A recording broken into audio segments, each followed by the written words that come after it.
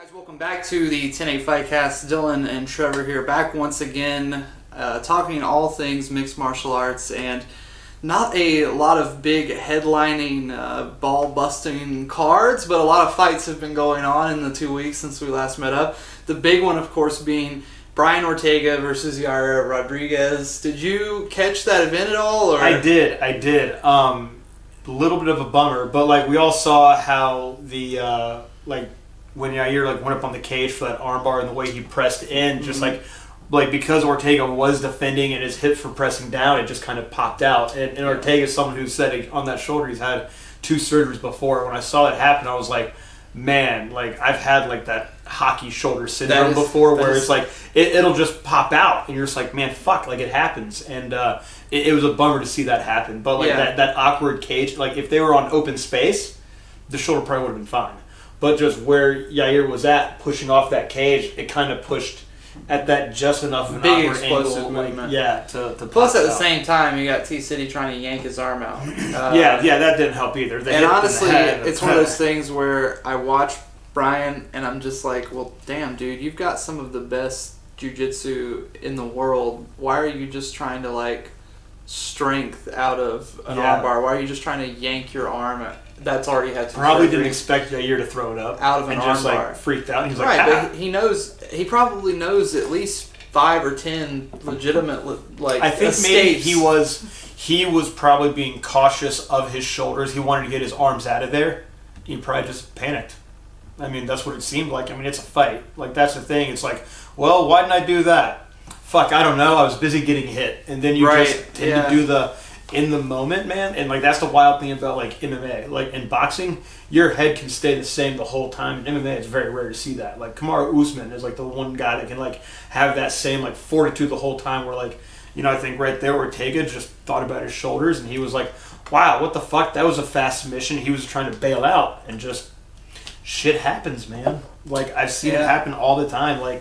You see people's ribs pop out on takedowns. You see people knock themselves out on takedowns. It's a wild fucking thing, man. Yeah, it just be that way. It's true. The best bull riders can fall off out the gate. No finish to me will ever be weirder than who was it? Was it Burgos Barboza? No, was it Jake who was it that got their foot caught in the fence? Not Jake Shields. Ellenberger? Jake Ellenberger against Masvidal. Masvidal, yeah. Trying to and Masvidal's I knocked him the fuck out. Yeah, what? Dude, my foot was caught in the fucking cage. Yeah. They were I think the reason Herb immediately stopped the fight is because he may have thought that the fence was in the fighter's foot, it was embedded, but it just was caught. Well, it looked like Jake was pointing at his knee, I think he did tear something in his knee. I mean, I imagine he almost got yanked off the wall with his foot caught in the cage. So other fights on that card, we had the Karate Hottie returning. Looking like a CrossFit athlete. Yeah, man. And a lot of good that did her. Man. It did not looked okay in the first round, though. Yeah, and, it's just getting harder for her. Ramos is just the new dog in the division. And Michelle Waterson, I think, she's busy with life. And you see it happen. When she was on that win streak, she was all in. She's been more focused on life. And, when fighters get to that age and they start coming off of injuries and recover, they're living life and enjoying it. They're enjoying that downtime with their spouses and their kids, and they get kind of complacent. Where then you'll see the younger, hungry guys still they will recover from an injury, but they're focused on returning to the fight. Well, she's always been, and it's one of those things it's tough to separate it, but you have to sometimes. But for the older athletes, they kind of see that light of the tunnel, into the tunnel differently. Yeah, because Michelle Waterson had those times when she was younger. She'd recover from accident or injuries and focus on the fights, and then come back better. Where now I think she talks about too. She knows the light at the end of the tunnel is there, and I think she's had some retirement time off in between. You know what I mean? Mm-hmm. We saw Joanna was like that. She was shit, I got to come back. I do the one last fight, but you knew with her injuries after the title, she's just oh yeah, cool. That's what life is going to be like. You know what? I'm fucking cool with that because dude, it sucks to do that shit every day, all day, and most time get nothing for it. People, you see it. Even people that are doing it for a couple fights as an amateur will do it for a couple years and just be fuck. Then people do it for decades. Right. Of like that getting paid for very little, like just barely getting by, sacrificing there's a few time people that even and uncomfortableness. Like I've lived in a fucking gym to get better at this. Even shit. in the short amount of time I've been doing it, I've seen people that I felt like had potential to be very successful pros or even champions experience an amateur career basically of like 4 or 5 fights and then like either instantly changed of like they fight that person where they get a taste of what that next level is like and it changes like how they approach it and then they become just another amateur fighter instead of like a hot prospect, or they just like are like I'm good on this altogether, like I don't really want to compete anymore. It's like me as a coach, that's why I just tell everybody it's like I'm not gonna blow smoke up your ass, like you're gonna like I'm gonna present to you like what needs to be done. You kind of have to do it, and I'll tell you like this is how long you have to do it for, and here's the reality of it. And I tell people like, look, sometimes like if you're at a weird point in your life, like a lot of these college kids, man, it is a good life experience thing for a lot of these fucking like there's so many college kids in this area now. Yeah, I'm working with them and I'm like, man, do it for a couple years, like it'll change your life, like it'll give you a good direction about what you want to do and with your life, especially if you've never been in a sport before, exactly, or part of a team before. Yeah, a lot of people like who can't see the appeal of that in school or whatever the case may be, as an adult they join a gym and they're like, oh, I get it now. I get what all that was There's about. no harder direction than a fucking right hand. Like they're like it's. But luckily for that's what my mom always drove home. The karate hottie, she's well taken care of. She's a body armor athlete. She is like she like so that's why like I think in her downtime she's like living this new type of lifestyle that like she didn't have when she was younger, when she was a newer mom, like you know when they couldn't afford a wedding, and they talk about stuff like that. She and her husband like you know, so I think she felt that she tasted that good life and.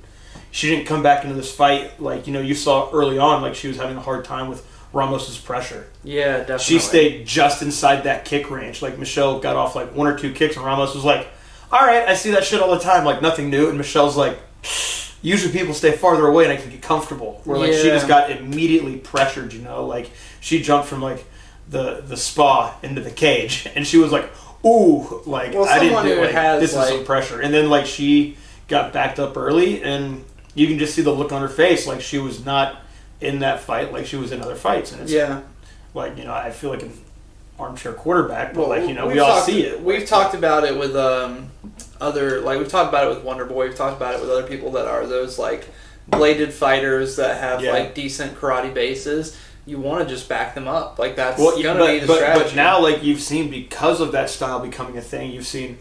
Like the footwork game of mixed martial arts changes like every couple of years, man. Like boxing has its very set patterns and it's still evolving. You know, kickboxing has very set, strict patterns, but still evolving with like switch hitting becoming way more common. But even when you look back, like it's very common for a person to kick into an opposite stance, punch, and then step back. Like it's in all combat sports. It's not anything new and crazy. But MMA, because of all the variations.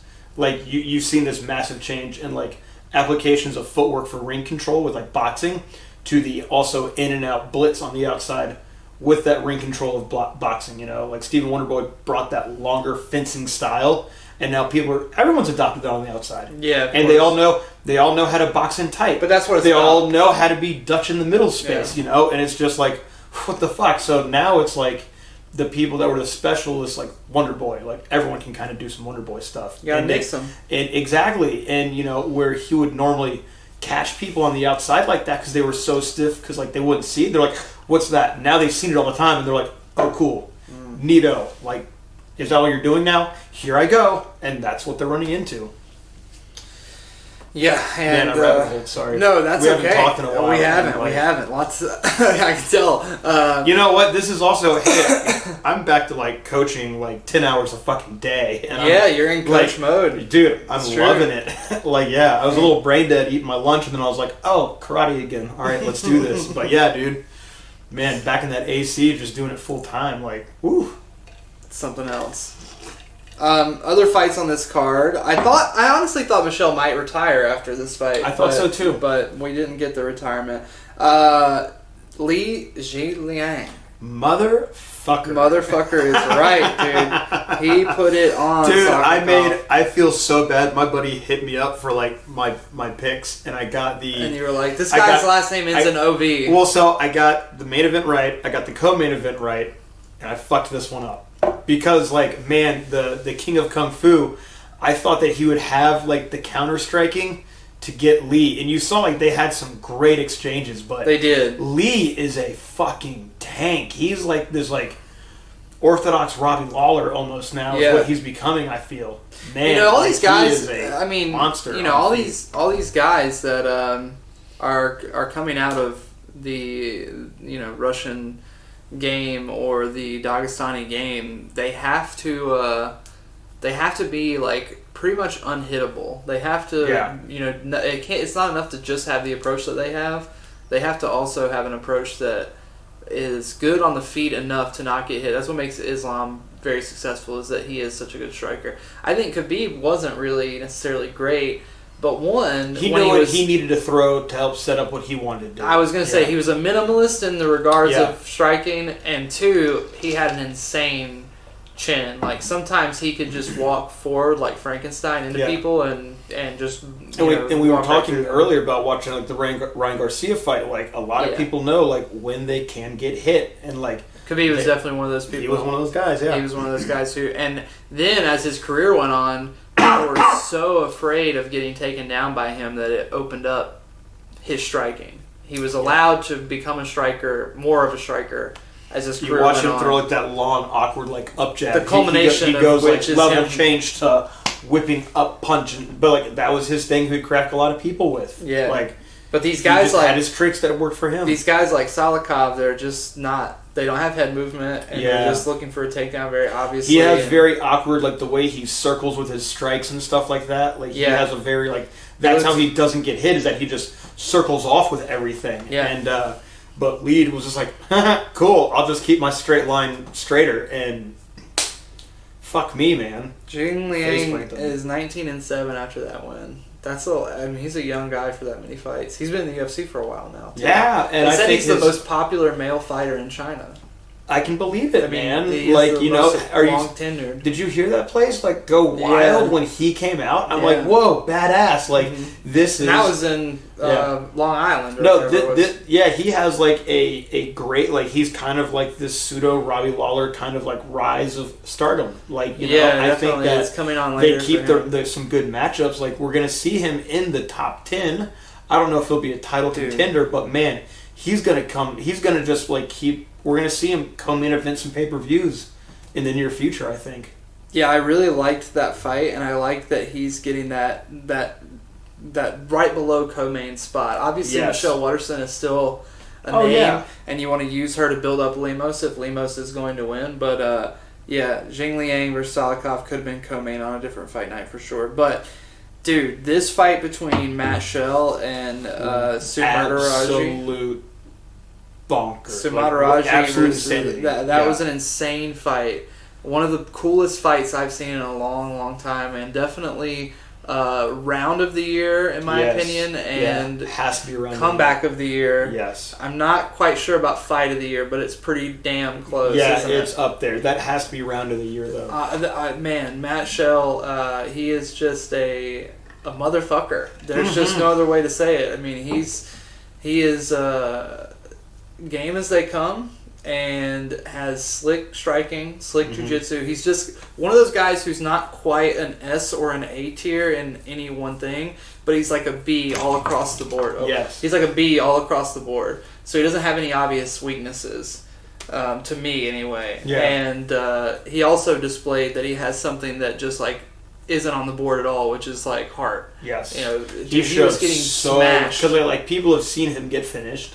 He's been clipped. He's been TKO'd by the referee stopping it. And this is one of those where he knew that he was nope, just not today, Satan. Yeah, he was getting absolutely smashed. Absolutely. I couldn't believe we were expecting to see him just go out any second, and then by God, it's like watching that horse in the middle just pull ahead. And he didn't even really get knocked down until. But you just see the whole soul leaving the body, but whoa, coming back in. Yeah, it's almost like he was getting. It's like he was getting knocked out, and then the second hit kind of wake him back up. Yeah. Holy shit! And then he fucking got on top and started slamming them elbows in. Jesus. And then wrong side triangle finish, and now he's got the third most triangle finishes in the UFC or something like that I remember seeing. Yeah. But I'm pretty sure he now has the most wrong side triangle finishes because he had one before that. Right, he I don't think think anybody the same weight class. No, Chanel's flyweight. Yeah.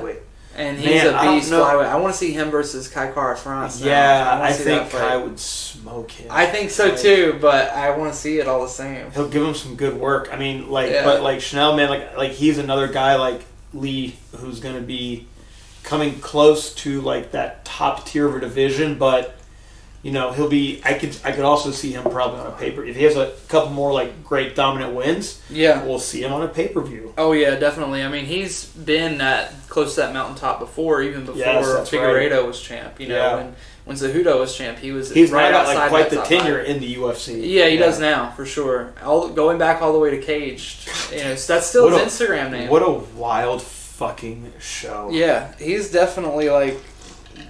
Is he the most successful guy off of that show? Yeah, he's like the only successful guy. That's what I was going to say. There's nobody else. Everyone else on that show like stopped. Washed out, right? Yeah, because they were all just like, got really hard. Yeah. I don't blame you. Burgos versus Charles Jourdain. This was the fight of the night. That was fight of the night. And what a freaking I thought comeback. The whole time I was watching it, I was like, I bet Trevor's loving the striking in this fight. Because it was like two very different modalities of striking by two very high level They people. looked like two different weight classes. Yeah, that too. Yeah. That too. Yeah. Burgos has always been like that. And though. you can see like the strike count from Jourdain, but Burgos could just absorb it. Yeah, like, the whole time. And, but and it was showing in the third round, like the comeback from Jourdain, and like that third round, man. Like, do you think like Jourdain should go? Can he go down a weight class? Like, I feel like he's too big to go down. Like that was French bastard. That was a featherweight fight, right? Yeah.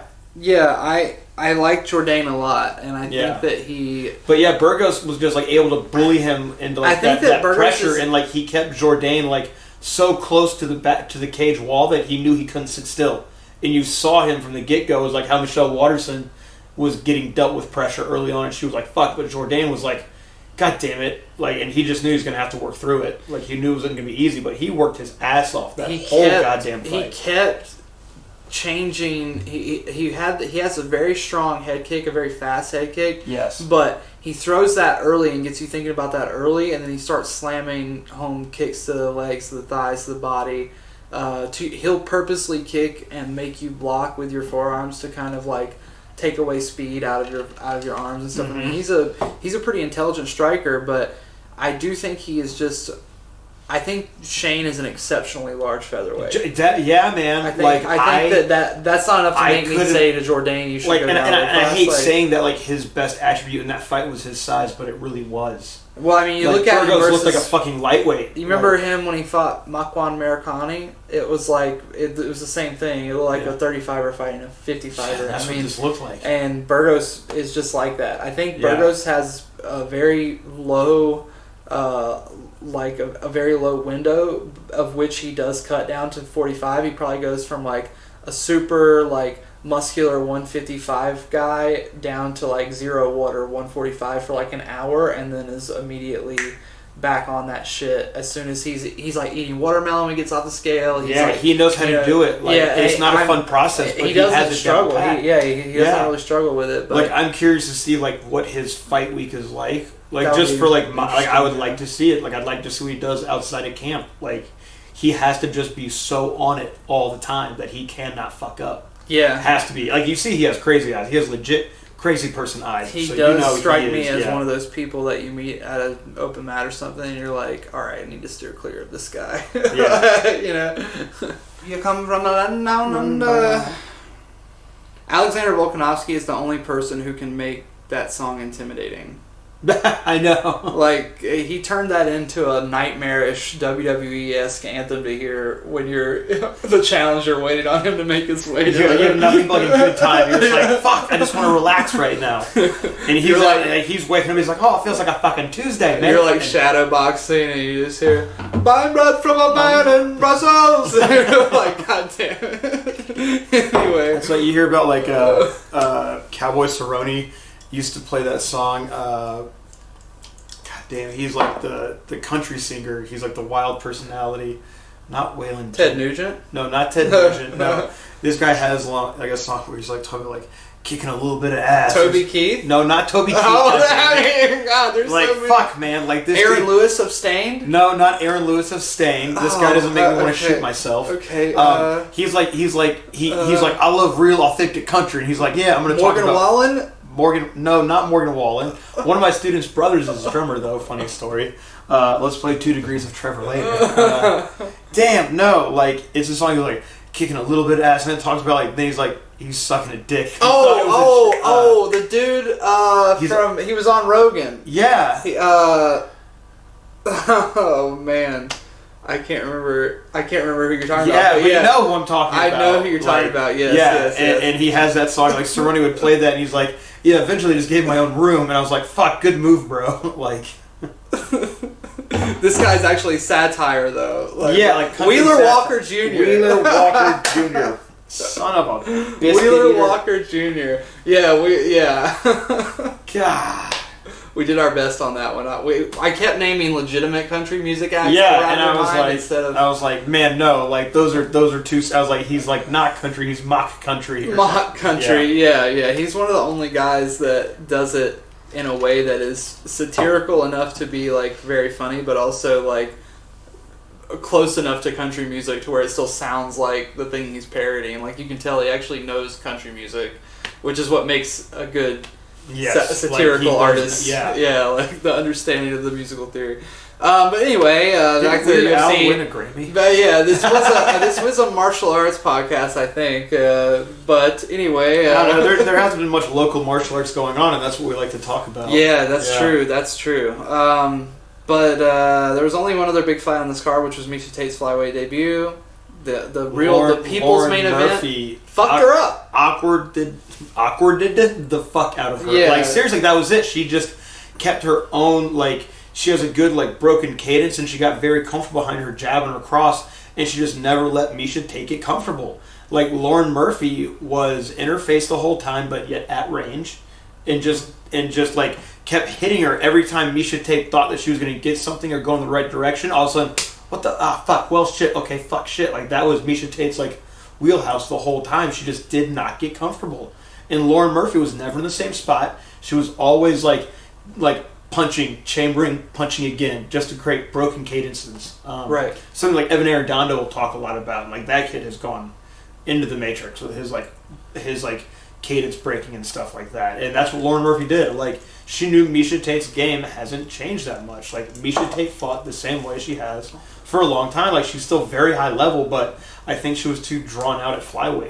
She didn't have any like gas in the tank. Like she was in that fight, but like she was like, ooh, like you can tell she probably felt it in her legs and a bit in her stomach. Like that's just right. Like that's how you feel the next day. Like your stomach and legs get heavy, and you're just like, fuck, man, it's hard to like work through it. That's why with Shane Burgos, I'm like, how the fuck does the guy work like that? Like, I don't really like.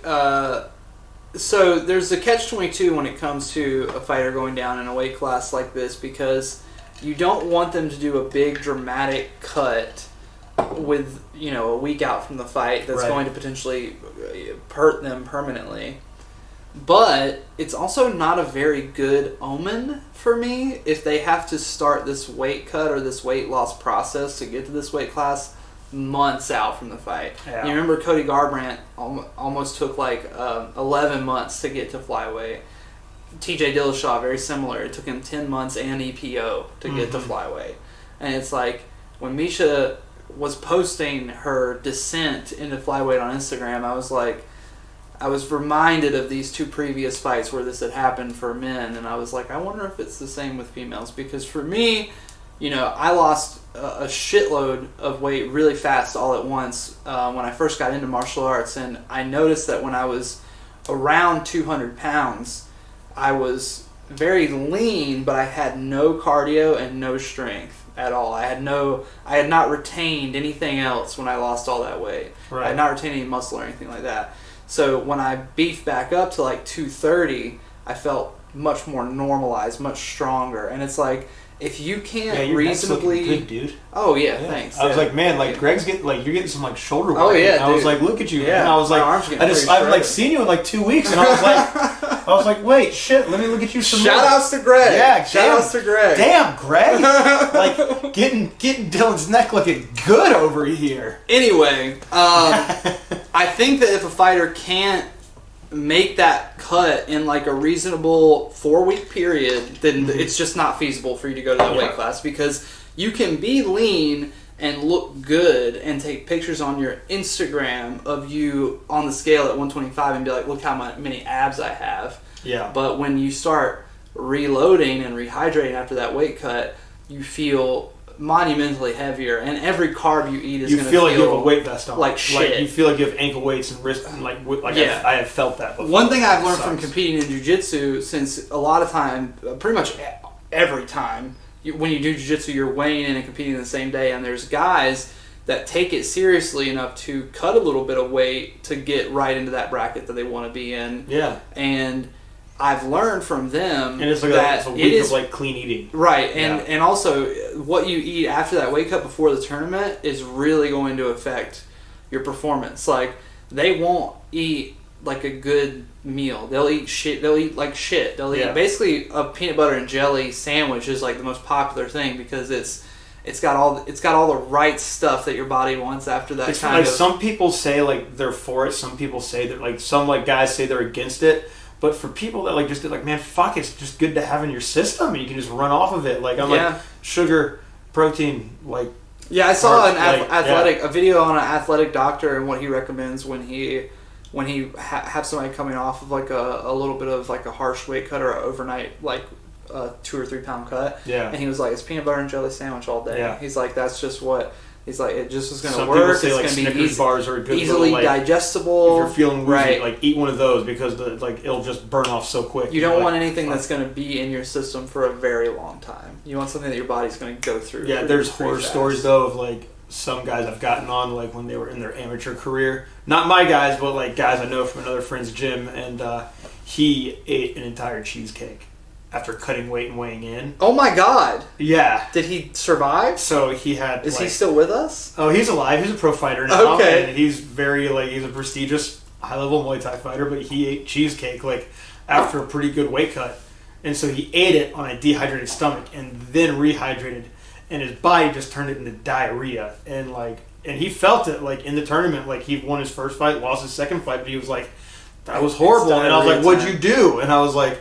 He told me what he ate, and I was like, oh, you had, like, diarrhea? And he was like, yeah. I was like, you didn't rehydrate.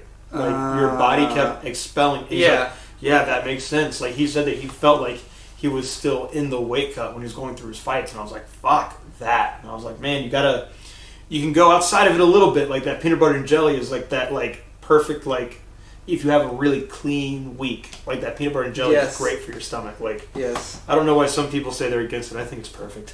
I'll tell the story of how I passed out from dehydration from weight cutting one time.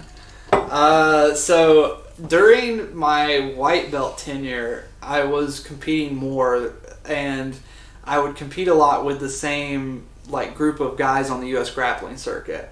So I would see a lot of the same guys at the same tournament. The problem with that for me was that one of these guys was my training partner, Mike Hall, who I had started jiu-jitsu with, and we were like the exact same size. So it was like every tournament I was going to end up facing him. So I just ended up on the podium with him for like 2 or 3 tournaments. And when U.S. Grappling Greensboro was coming up, I was like, I'm not doing that. I'm just going to fucking cut 15 pounds. So I started 2 weeks before the tournament, like no carbing and like getting down. By the time the week of the tournament came, I had like 7 pounds.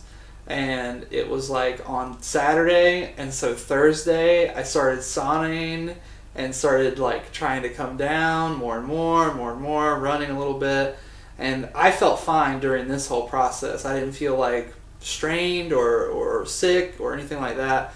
and I got in right like within like a pound of where I wanted to be, and I was like, I feel like if I do any more, I'm going to probably not feel so good, so I'm just going to stop here. And I slept, and I woke up, and the pound was just gone. Yeah. And I was like, sweet, let's go to the tournament. I drove an hour to the tournament, hour and 15 minutes, I think is this. And I go and weigh in, and I nail it. I'm just like, oh, yes, didn't even have to fucking take my pants off. Like, I'm in there. I feel great about that. I start eating a banana, I think, which is mistake number uno, because potassium's really good. That's what bananas got the most of, but the carbs and everything else, it really slows your metabolism to a halt. So even though I did start drinking water after I weighed in, I would have had to drink significantly more apparently after eating a banana. But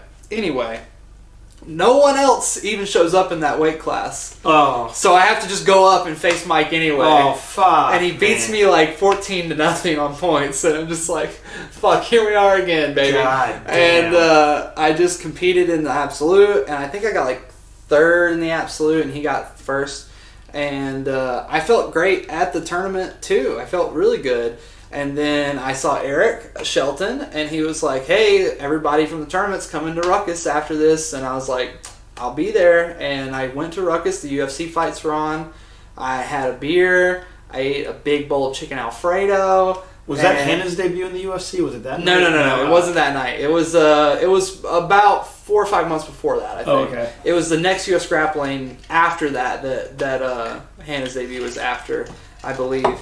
And I was like, all right, guys, see you around. I felt great leaving the bar. High fives all around. I'm driving home, and suddenly I'm driving home. My vision just goes boom, boom, boom, boom, boom, boom, boom, no. and my stomach just like drops. It like I can feel like this dramatic drop in my stomach, and I'm taking my exit to my house, and I'm like, I fucking don't know what's wrong with me, but I can make it. I'm like, I must be getting food poisoning from because I've been drinking water. I think I'm fine, like I think I'm fine all day, and I'm like, all right, maybe I'm just about to get sick. Maybe I'm about to throw up. Maybe I'm about to have diarrhea, whatever the case may be. I just need to get up the stairs to my apartment, and I'm good. I park my car, put it in park. I leave my bag with all my sweaty no-gi shit in there, which I never do because I hate the smell of coming back to it. So I just was really in a hurry. I panicked, started to go up the stairs, and as I'm going up the stairs, I pass out and fall backwards down the stairs of my apartment. No, it's crumbling down. Boom, boom, boom, boom, boom.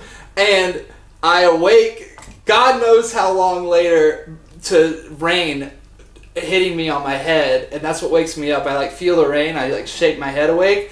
And I'm like, where the fuck am I? I look up and I'm just in the fucking bottom of the stairs at my apartment, and nobody has come. I don't know how long I was out for. Fuck. My clothes are soaked. I've been laying in the rain for a while, and I just am like, what the fuck is going on? And so I like crawl up the stairs, delusional, to my apartment, and like lock myself in my room with my wet clothes on, and start Googling shit and figure out that I'm severely dehydrated. And I think I like called my roommate and got him to bring like a fucking 12-pack of blue Gatorade or something. But that's like the only time I've ever that as like when you get your black belt as like a Dylan in a no cautionary bad, tale. no good, no not very good, very bad day kind of book for white belts, like what not to do, and it's like a children's book for adults. Like for adult white belts. Like, exactly. Jesus It Christ. includes how I fucked up during the tournament too, for technical Did they give details. like legit like diet information? What to eat the week before a tournament? What to eat the day of? Acai bowl is fine. Peanut butter and jelly is fine. But Sushi no bueno. No, sushi and a shitload of carbs like a big bowl of chicken Alfredo, probably not. Maybe give yourself a day or two. Yeah, until that. But there has been a few other fights. There was Fiziev versus RDA. Did you see that? Yeah, sick fight. Fiziev was setting up that switch kick to check hook the entire time, like from that first round. Then 5th round, he was like, "Motherfucker, I have to put you away now." Like he knew he had to put a statement on it. Yeah. Like he had been doing enough damage to RDA, and he was like, he kind of knew after that 4th round that he'd cracked the eggshell a bit. And then, man, that 5th round, he came out, and you just saw him put that extra little bit of heat behind that. Like, he knew the switch kick was going to be blocked. Yeah, and right. he was, but he still that's that threw level. it. That's that Muay Thai level he's at, you know. And he knew, he was like, I'm gonna throw it super hard. He's gonna block it, but he's gonna eat this hook. And he just went switch kick, boom, into that hook. And like, shit, it was great to see it. It's funny, actually, this week we've been going over same side, like strike and reload to strike again in my classes. And I tell people, like, you can feel it. Like, it creates a harder fucking shot with less effort. Like, knowing how to do that. People will try to go like hard instead of like, I know I'm going to throw this. I'm going to really commit to this reset. But you see Fiziev, when he switched, his hand wasn't out here in like the fucking outer field, you know? He had it where? Just right off his face, man. Switch kick, pulled his hip back down, pulled it back to his elbow. Bow! And RDO was like, fuck me. Like, you can see him get hit, and he was just like, what am I doing here for a second? He's like, oh, this is a little different. Yeah. And you just see Fiziev just has that. He looks like a traditional, like, he looks like a Bukau in there with that like forward heavy, just like, will march you the fuck down with that frame in his guard right in front of your face, and just every shot he throws, like, even if it's one shot at a time, like, he does just constant 1, 2, 3 piece combinations the whole time. Some of these guys are trying to do too much. If you do too much, you're sacrificing power. Where he has such, like, he doesn't force power. He has such good base. He just turns over, releases, ready to defend. Boom, boom. Just knows how to stay right in front and just chisel away the whole fucking time, man. Did you see the Michael Johnson fight on that card? It was like 2 fights before the main event on the Dos Anjos. Man, I'm pretty sure I did. He lost by. He fought the guy with the weird chin. Yeah, that guy. A lot of people thought Michael won that fight. That guy keeps me awake at night because he just looks like he might like sit in a closet and scare kids. Yeah, like, definitely. He definitely looks like a character drawing at the fair. Yeah, you know how when they draw Stallone and he's got like a massive exaggerated chin. He looks like that, but for real. No, which I makes you see think like characters are drawing at him. People like, you know, Michael Johnson has like that right amount of like pop and torque and turnover on his punches, that his punches show a lot of damage to people. Mm-hmm. Like when he fought Emmett, like, yeah, he was tagging Emmett and Emmett's face was cut up and then he got knocked out. But like, you know, this is another example where his punches really show the damage. Right. However, Malarkey, that's right. That's because his last name is fucking ridiculous, just like his face. Malarkey. Sorry, but I thought the fight call was not Malarkey, but the fight should have been called for Malarkey. Shout outs to President Biden. Malarkey. But no, yeah, I think that like he did enough to win that fight. He kind of like just landed consistently over the fight. Mm-hmm. Michael Johnson's shots just showed on his face, you know? Like, I thought like he had enough pressure on. I'll go back and rewatch it.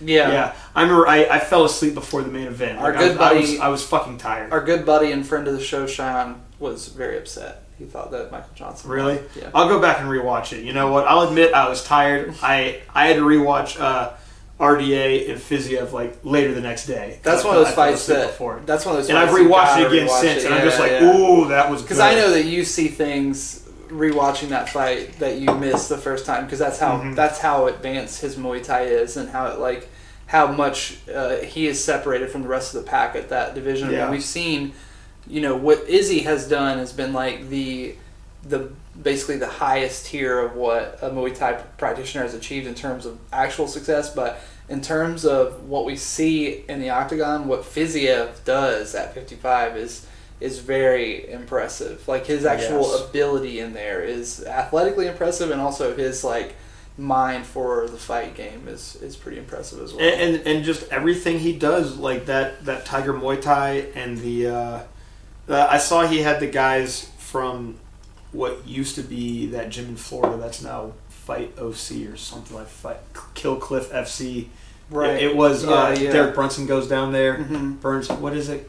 I already forgot the name of it. Bird Dogs. Cross Dog Fitness. Stratton. Or, I don't know, whatever. He also has. He also works with the Hickman brothers. So like they have really like, and you see like his style really represents a lot of what you see in 1FC of that Muay Thai for MMA. And these guys are training legit wrestling, but like they're not trying to make themselves wrestlers. They're making themselves better frame fighters. So when you see Fiziev fight, he fights with frames the whole time. And when you see a lot of these guys that are wrestlers turning to MMA coaches, like the Hickman brothers, you see like how well like they've translated the Muay Thai frames and wrestling frames for the wall work to pull people off, steer people back on, to defend shots, to pummel back in, to find strikes on the inside. And RDA in like some of those spots was like, where the fuck are these elbows coming from? I saw you working similar concepts with Jillian on the pads where she was angling with the same kind of frames in that Probably. video. Oh, the one that I just posted? Mm-hmm. Oh, so that was a European into a high arm block. So that's a boxing frame. Oh, okay, cool. Yeah, so that's a boxing frame, and then like there's like an old school. But you can see how that could translate to. Oh, absolutely. You can turn it into a frame. Yeah, exactly. Boom, you can roll back in. I was showing like Leilani, Jillian, and Talia, and like some of my other fighters of like how you can use like in boxing you can't elbow. How do we just get on this subject? Did my brain just steer us away? We're just talking about Fiziev's striking. Oh, okay. We're still talking about Fiziev. I know we went to Johnson, but I was like, I don't want to talk about him. Can we go back to Fiziev? We're talking about just Muay Thai frames in general. But no, you know my stupid fucking concepts. Brain I still have. But no, in boxing, like you can't elbow, but you can put an elbow in front of someone's face, so you get comfortable like throwing punches like that heavy European. You can keep that elbow in. Boom, you can elbow back into a frame back off, single collar tie. Like, it's a lot of great fucking options from right there. And yeah, like you saw what Jillian was doing that's just a frame I picked up in boxing a long time ago. Conversationally, and it all just fucking plays together, man. It's all the same thing. Conversationally, what I do with you when it comes to striking concepts is I just put like a carrot on the string, and I just say something like frames, and then you just start talking for like a minute or two or three, and then like halfway through the conversation I'm like, you're staring at me again. Fuck, did I do it? Well, no. I'm just like, I've seen you do that like during commentary events, and I'm just like, I'll stop now. Back to you, Dylan. Like I'm self-conscious now. Back to Dylan with the weather. No, that's what I do though. That's what I'm looking for. I mean, if I can get you to elaborate deeply on a striking concept, I think it benefits our listeners a lot, because a lot of our listeners are young fighters. So it definitely can benefit them a lot to hear things like that. So. Deep dive into the Matrix, kid. Just fucking do it, guys. But no, like, yeah. And this is also a good time to mention that Trevor's offering a 2-for-1 private special right now.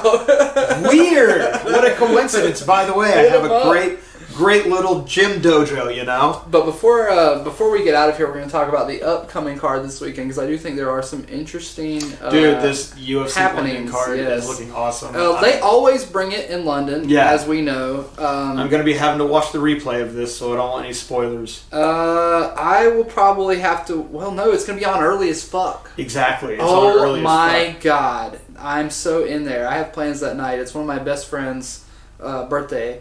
So we're going out to celebrate, so I can squeeze this fight in and probably still make it to his birthday on time. So prelims, not a lot of crazy shit going on. Nate Wood is back. He's always fun. Makwan Amirkhani to me is one of the big what ifs of SBG Ireland. That there's a lot of what ifs on that team of like when Connor was first bursting onto the scene. And Gunnar also looked like a hot prospect. Makwan looked like a hot prospect. Yeah. And it's just like... Yes, we saw kind of Gunnar get to like a very specific point in that division before he just started to kind of... I still feel bad for him in the Ponzinibbio fight because he was so eye-poked to death, but... SBG is going to have another... I think that we're going to end up seeing a like Trevor Whitman kind of run from the head coach there. I blinked on his name? Kavanaugh? Kavanaugh, yeah. Sorry, John Kavanaugh, right? Yeah. Like, I think that, he's getting his eyes opened because he really did try to do the Connor thing for too long. And now, here's what happens when a great coach goes through a losing streak. Their game changes completely and they make it more adapting for each athlete. Yeah. Like, he has to, like, rewrite, not like his whole gym, but like he's going to be creating a new crop of fighters. And I think we're going to end up seeing him probably going back to like having like, in probably like 5 or 6 years, 7 years, we're going to see him having like probably like 1 or 2 guys going for title runs at the same time in different weight classes. He's Mr. Bellator. He is. He has a lot of guys in Bellator. But you're seeing that in his Bellator crop right now. They have a big focus on the Irish market. Yes, but you're seeing you're seeing a lot of his new guys aren't doing all the Connor thing, Like they're all starting to fight more complete MMA games. Yeah, I mean, I think Gallagher was like the biggest person who got accused of Conor biting, but I mean, to me, it's like, imagine you're a fucking 9-year-old, 10-year-old kid when Conor joins the gym and pretty much like is like an older brother figure to you. Of course, you're going to be a little bit like him. I didn't think that Gallagher was like... I don't think he was doing an impression. No, he was in there at that time where you see everyone in class is doing the Conor thing, and as a coach, and it just becomes the gym culture. Yes, and I'm always telling people, hey, do the opposite of what he's doing to make him better.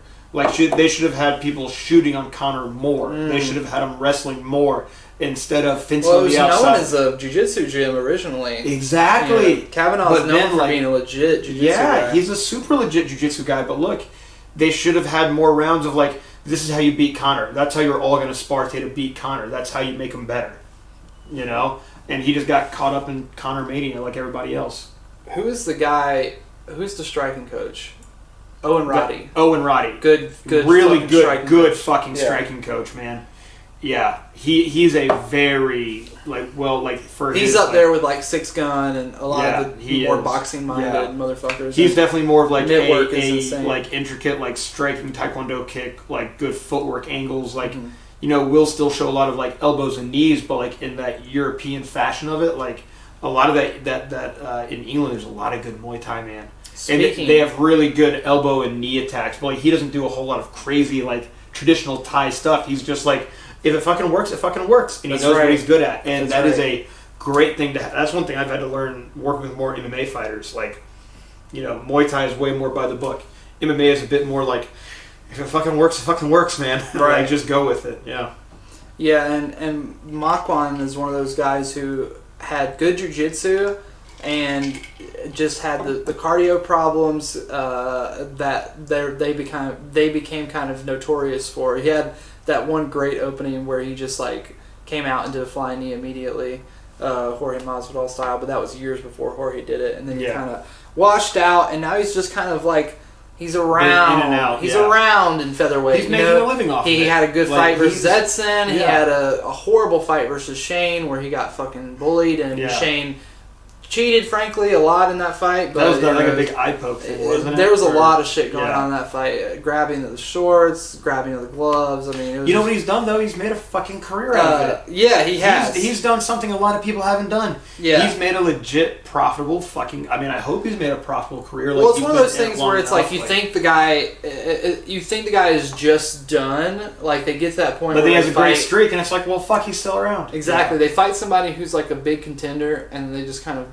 gradually fade. He's a 3-2, 3-2, but he started 3 wins, 2 losses. Started winning more again. Started coming back and winning again and getting finishes. And I mean, I think that he's like the main card for this is Jai Herbert is back. Yes, and he looked great in his last one before that finish happened.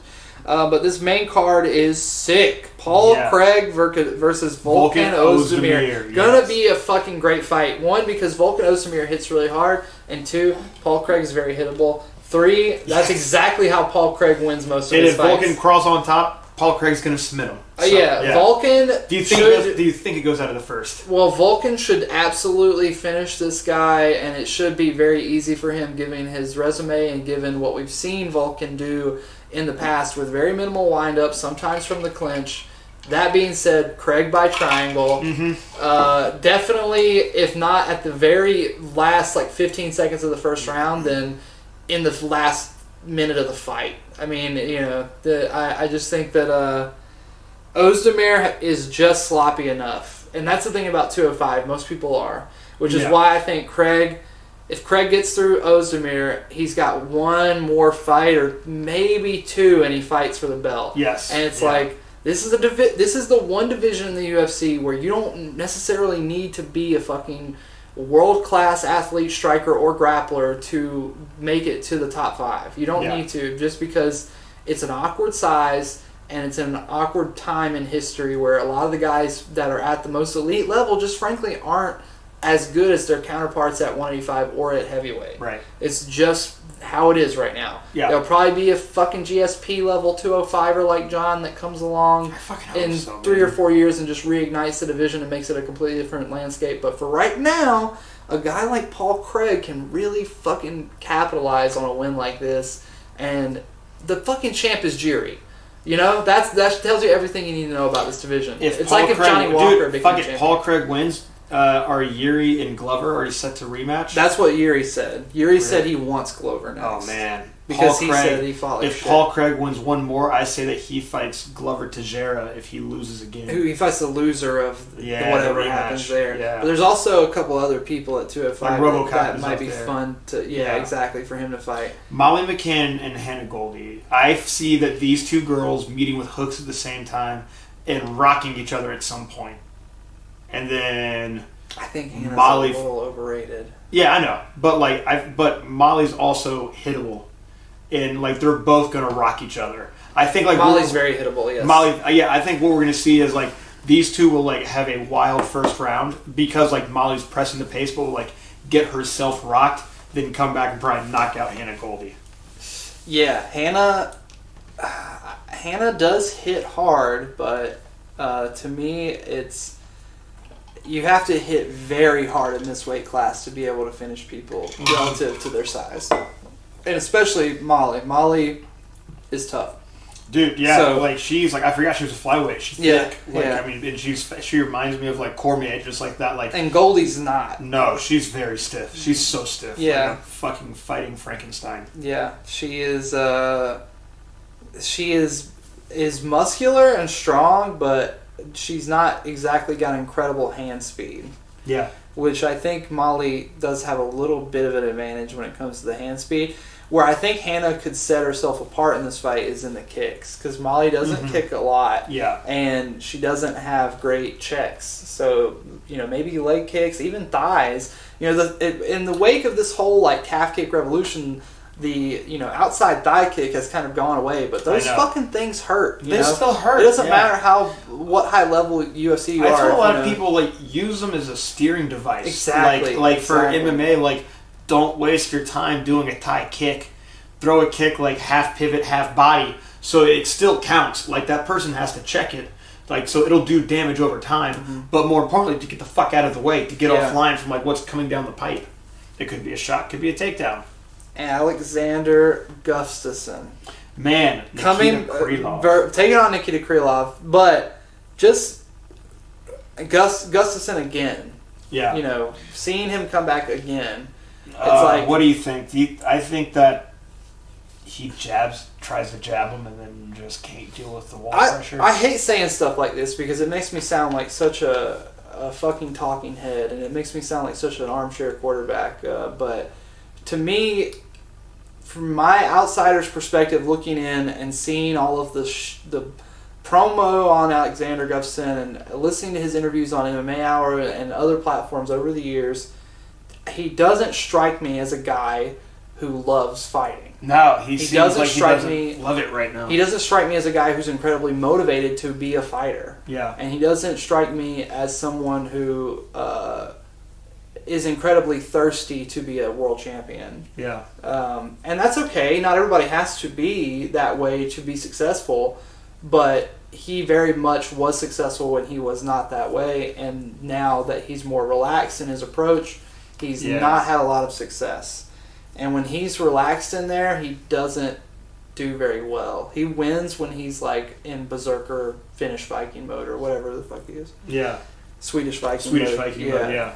I mean, obviously that first John fight is electric and probably one of the best fights of all time, as I said in our. But those fights, two back-to-back fights with John Jones, they weren't back-to-back.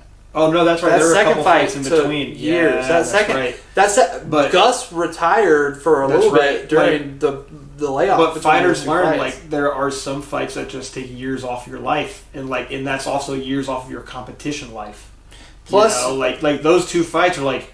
Fuck, like sometimes that makes a person just go like, fuck, I can't get back to that. We've seen that fighting John can demoralize you for years. I mean, we've seen careers change after facing him. So, I mean, just mentally it's something that he does to people that's a little bit different. Yeah, but Nikita, I think that Nikita might bully his way into a body lock takedown and submit Gus. He certainly could. He certainly could very easily. And Gus could come out and dance around the outside with heavy 1s and 2s and uppercuts and...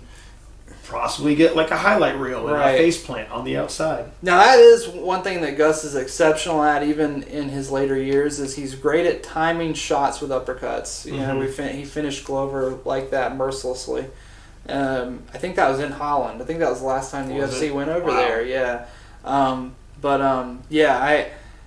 I remember that skill set, and I remember seeing this matchup. I'm like, okay, maybe they're trying to give Gus a fight that he can actually look good in. Because when I look at the top guys and I look at Gus's previous fights, this is the kind of fight I think he would want. He's not got great defensive grappling. He's got good scrambling. He can get up and he can even like take people down. But he's not like a jiu-jitsu phenom. Right. So to me, it's like you want a guy who's gonna shoot on him so that he can do his best strikes, but if he does get taken down by the guy, I don't know what we're going to see on the ground. I think he might get arm triangled. I think you're probably right about that. I think he'll probably get arm triangled. And it's going to be very interesting to see where he's at after such a long layoff in terms of what shape he's in. Yeah. I mean, Gus has been fighting like once a year recently, right? Let's see. When was his last fight? Gus's last fight was 2 years ago to Fabricio Verdun. Fuck, shit. He hasn't fought since then? July 3rd, 2022. I thought he fought before this fight. Oh, shit. No, it's been 2 long years. And he had a layoff of like a year or two before that, right? Yeah, he was out for 1 year after his loss to Anthony Smith by submission. Right. That was after a year layoff after facing John Jones, in which he was KO'd in the 3rd round. Yes. Glover Teixeira, he defeated, let's see if I was right, in Stockholm, Sweden. It wasn't in Holland. It was in his hometown of Stockholm, Sweden. So at least and then he also beat Jan Blachowicz in Hamburg, Germany. Yeah. So, you know, he's got some wins over good competition in his home country, which is a great accomplishment, and he was obviously in contention for the light heavyweight title. He lost to Daniel Cormier by split decision, which I think should have been unanimous for Cormier, but whatever. He lost to Anthony Johnson by getting knocked out in 2015. He beat Jamie Manawa when he TKO'd him with a knee in England a couple of years after that, or before that. And then before that was the Jones fight in Toronto. Wow. So I mean, he's had a great career, but like that's one fight in 4 years, and he's fighting a guy like Nikita, who's super active. Right, very. Those European guys, it seems like they fight on every fucking card. Yeah. You know, like it's like, I don't know if it's because they all have the same facial hair and similar last names or what, but it seems like Nikita has been on like 5 cards. People fucking watch him overseas. That's true too. So the UFC is getting chunks of all this like sponsorship money overseas, like this commercial time. Dude, it was Nicole, our friend Nicole, who asked me recently like what my dream position would be commentating, and I was like, well, obviously the UFC is answer number 1, but if I can't commentate for the UFC, my dream commentary job would be English commentator for a Russian or Asian promotion. That would be so fucking rad. It would be incredible because you get to go out there, you get to be around all the fucking fighters, you get to be in a different country, and you know, it's a whole nother world, and they have people who watch them in the U.S. just like there are people who watch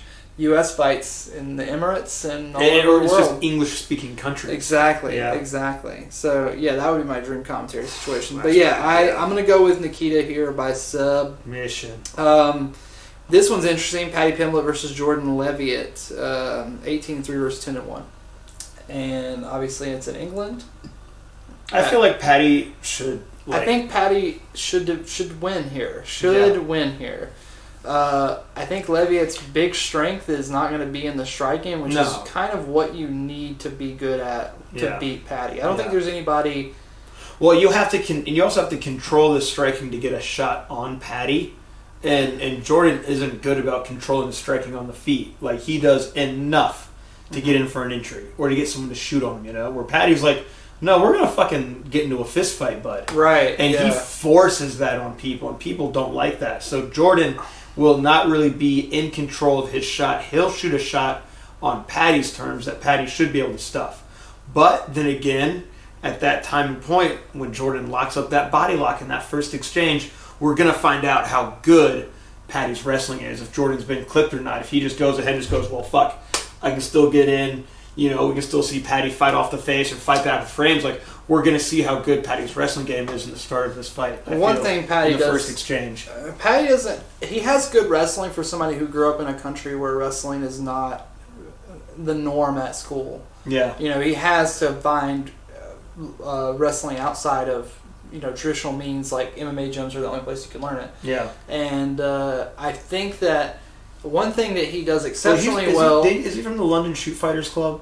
Or he's Wolf Slayer. I can't remember which one, but I think it's... Tom Aspinall's from it. There's some good gyms in England now. I'm saying that that is where you learn wrestling. If you want to get good at wrestling, is a place like that. You can't really be in it your whole life like you can here in the U.S. But for somebody who's been doing more jiu-jitsu based grappling for most of his life, Patty does have some good takedown defense and sprawling, but one thing he does exceptionally well when it comes to the grappling, and I pointed this out in my video, Fight Forensics, Patty the Batty has entered the chat, you can check it out on this channel, is as soon as he feels like someone is touching him grappling-wise in a way that he doesn't like, he'll just grab a submission. Even if it's not on, even if it's not going to be finished, he'll just wrap onto somebody's head, or he'll feign like he's going to 2-on-1 an arm and isolate an arm just to create a reaction, and then use that reaction to just sweep up on top or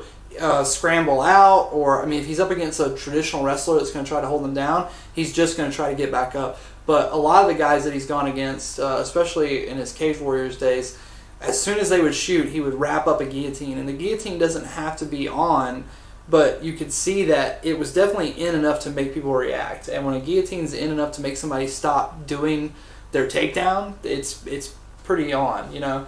So he's got a good defense on regular head outside shots, and then on the head inside shots, he feints like Kimura grip and a lot of other cool stuff. You can go watch the video. I have like 6 or 7 examples of it in a row from different fights. But just watch out for that if Jordan does shoot first. Watch for Patty to kind of force the issue with some kind of submission. Attempt, not even a real submission. Like you'll see that it's not even real. Then it's interesting because Jordan, he might have enough know-how of ooh, how tight is this submission? And we could see him try to wrestle through it. Where Patty in previous environments, people tap. You can wrestle the fuck through some submission attempts sometimes, man. We'll see if Jordan can push. I'm excited for it. And Patty's known as a triangle guy, and we've yet to really see him even go for a triangle in the UFC. So I think if somebody does shoot on him and tries to wrestle through, we'll probably see him try to throw up a triangle. After that, Jack Hermanson, the Joker, returns, taking on the Action Man, Chris Curtis, on short notice. And Chris Curtis is just that motherfucker right now. Dude is popping in to fight anybody. Anytime, anywhere. He offered to fight Khalil from Elevate over some Instagram comments a week ago. So wait, what? I don't know the whole story. I'm just gonna say what I saw on Khalil's Instagram. The drama show. But Khalil Pettiford, MMA fighter out of Elevate MMA. I follow him on Instagram. Obviously, we're training partners. We're training at the same gym anyway.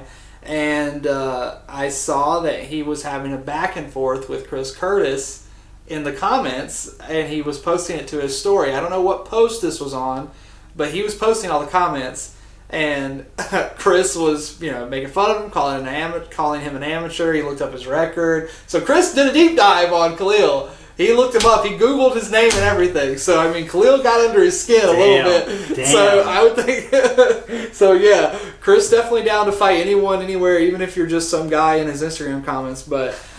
fucking about it. We'll see in 2 years. I think that's a fight that you could maybe make in 2 years if Khalil continues his current trajectory. Honestly, featherweight, isn't he? No, he's I think he's a 170er. He's super tall. Oh shit! I think he fought at 170 for Fight For It. Oh, is he? Oh, damn. Maybe. I don't know. He's a long, tall, strong guy though. But yeah, we'll see. What do you think about this matchup? Because I think that Curtis is just significantly better on the feet. Yeah, Jack Hermanson is super awkward on the feet and tries to bully his way into body locks and takedowns and the drag downs, takedowns. He'll just try to drag people down with him. And Chris Curtis, I think he knows how to ride his hips to really interrupt Jack. He knows how to make Jack Hermanson shoot farther away. Yeah. Because Chris has such a good long striking game. He'll keep his hips back and he'll be bet, go ahead and shoot to my body and drag me down. His hips are going to be so far back, he'll probably keep trying to pull Jack Hermansson up. And if there's one thing Chris Curtis does well is that he'll always pull people up to the feet and fight from behind his shoulders well. Like, so he has a really awkward, like, pocket style where he punches super tight. And so I think we can probably see him pull Jack up in some tight combinations. But also, Chris Curtis has been very active. Now he's fighting one hell of, like, a time change. Another short notice weight cut. He says he doesn't cut very much, though, right? No, I mean, he's a big but, like, boy, man, like, hey, we'll see, because Jack Hermansson's going to be in there to, like, you know, Chris has to finish Jack Hermansson. Yeah, you're absolutely right. And Jack Hermansson is fucking insane. Because if you get tired, Jack's going to take exactly. you down. He's like, you have to try and finish me, by the way. And, like, Jack will keep repeating stuff that's not working out, but he will keep fucking fighting his fight. Mm-hmm. And, you know, Chris Curtis has to be fucking ready, man. Yeah, like, that's it. Like, you know, this is a tough fight to take short notice. I'd be really interested if, like, Chris Curtis had one more win and then was matched up against Jack Hermansson, like, fuck it, give him, like, a fight night main event, like, with some time to train. The only reason that's happening is because the previous opponent fell out. So he took it short notice because he just wants that fucking action. He's that guy right now. Yeah, dude. You know, I really like this matchup. The only thing I don't like about it is that it's short notice for Chris. Yeah. Hopefully he's been out there for a couple days and has some time to adjust. And then there's the big boys and the big boy. Curtis Blades taking on Tom Aspinall, and I gotta say, I think I'm gonna pick Tom Aspinall for next heavyweight champion of the world. Yeah. Within a year's time, year and a half. I'd say 3 or 4. I think, dude, if you beat Curtis Blades, you're fighting Ganye West, and if you get through Gane, you know who you're fighting after that. Yeah, and the heavyweight title's in such a flux right now anyway, because who knows how... Well, I only say 3 or 4 years because the heavyweight division is just having some very long, drawn-out title fights. But the only reason he's not getting the shot sooner is just because of, like, how long they're going to be dragging it out. But Dana likes to introduce a little interim belt action. Oh, you know what? You're not wrong. Yeah, in 2 years, somebody you'll see him getting, like, out. an interim belt. Yeah. So, you know, interim belt could be introduced in a Gane Aspinall fight after this fight if he gets through Blades. But, I mean, I just think that Aspinall is a little bit stronger than Blades everywhere where Blades is very strong. Like, Blades obviously has better traditional wrestling, but it's not like he's going to finish you. The difference between this is just the speed. Of, like, Tom has great, like, he stays active. He doesn't leave his head in one spot. He always has volume and combinations.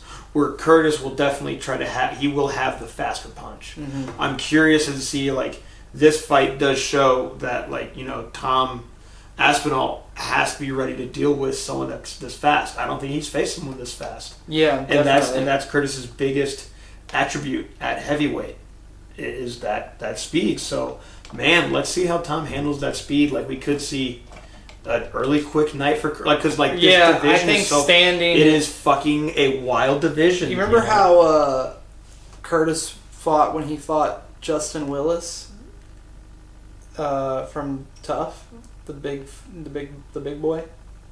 Curtis Blades is on Tough. No, I'm saying Justin Willis was on the heavyweight season of Tough. And they fought each other? They fought a while. It was a mini... the famous meme, Big Titty Go Home, is where that comes from.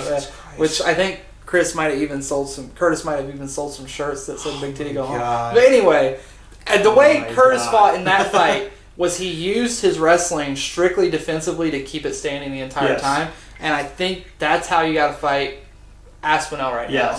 Yes. Because he's a great grappler, you got to force him into the stand-up with you, and the best way to do that is. But it's also, you know, Curtis Blades having the American wrestling background. Exactly. Like, he has a MMA. great, like, you know, he has a good wrestling base for a heavyweight. But you'll see he wrestles you can see Curtis wrestles like he was a collegiate athlete. You can see Tom wrestle like he's been a lifelong guy shooting shots. Yeah. And there's, like, that slight difference. And this is definitely Aspinall's toughest test of his career, but he's had better pure boxing training partners, you know. Like, I am predicting that he will rise to the test. He will rise to the occasion. He will defeat Blades in emphatic fashion, and he will fight for the interim belt within a year or a year and a half. I can see it. I can also still see Curtis Blades getting off the fastest right hand, and Tom being, what the fuck was that? Or a knee. Or a knee. He's got mean knees and elbows. That's his clinch fighting. Like Tom Aspinall will fight well in the pocket, but just boxing in the pocket like he tends to will leave you open for those elbows and knees. So we'll see if Tom has put all the puzzle pieces in, he should take out Curtis. But Curtis, I think, does have a bit more. Curtis been at that top level and doing main events like this for way longer. I think this might be the fight that makes it 3 or 4 years for Tom to get a title shot. If he loses, yes. Yeah, if he loses, I'm in complete agreement with you that it takes 2 or 3 years. I think he needs a fight look, dude, if he makes it look easy, give him a title. But I feel like this is the fight. When I see this matchup, I'm just like, man, I love Tom Aspinall, but fuck, that's a heavy order. Because you gotta think, obviously, people bring up that Curtis Blades has been knocked out by these guys, but I'm like, look, he also will still take all the punches from some of these best guys at the same time. It's the heavyweight division. Well, you think that, by the time Francis is ready to fight again, who even knows if Gon is even interesting to us anymore? Because Gon needs a dance partner right now. Yes. And they're probably going to put him in there with Ty, Ty versus him would be a good fight now. But I'd like to see the winner of that fight versus the winner of this fight for the interim belt. If not just a main event, 5-rounder, really number 1 contender fight. That could be really good. But so you could potentially get Ty versus Aspinall or Ty versus Blades or Blades versus Gon. I think that would be a rematch, wouldn't it? Or did they not fight Blades versus Gon. No, I don't think they fought yet. Yeah. So it's all fresh matchups. Yeah. And it's all Well, you're right. Yeah, that's actually a really good little heavyweight tournament. Exactly. And Ty versus any of those guys is bound to be entertaining just because that's how Ty get down. But anyway, that's it for us. Trevor's going to go teach some boxing. And then some Muay Thai. And then some more Muay Thai. Yeah. And we'll watch the fights this weekend. We'll be back with you guys next week to discuss the results of UFC London. Until then, enjoy the fights and yourselves. Bye.